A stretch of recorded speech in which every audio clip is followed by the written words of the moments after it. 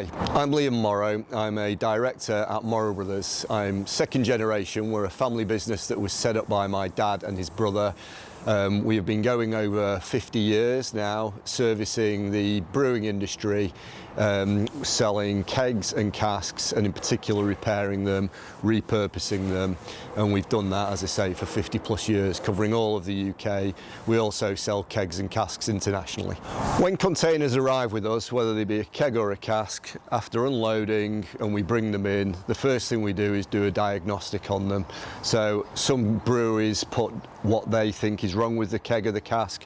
We almost disregard that and start from scratch. So we would remove any label deposits, labels that are stuck on there.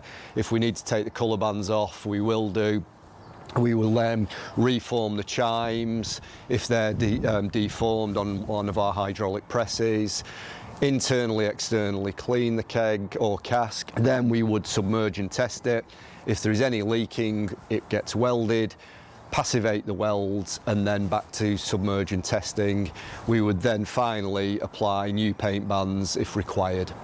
We buy kegs and casks from all over the world and the UK in particular, from obsolete breweries that have either gone out of business sadly or who have an excess population.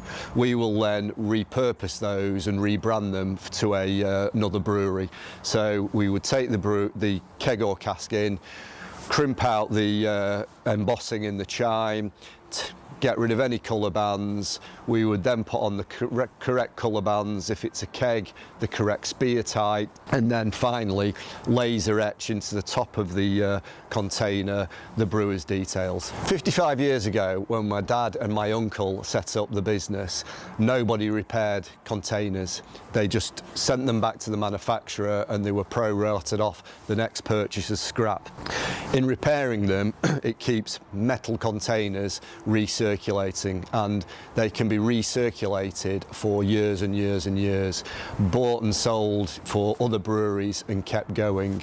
So really it's at the vanguard of a very green way of doing things. Obviously reusing is much better than recycling. As a business, we're aware of the kind of green impact we have by repurposing and repairing reusable containers, but we go above and beyond that. On our roof we have 58 solar panels, which on a nice sunny day like today is powering all our machinery, including the electric forklift, all the presses, all the lighting. All the lighting is LED, smart technology that goes off if no one's in that area for a while.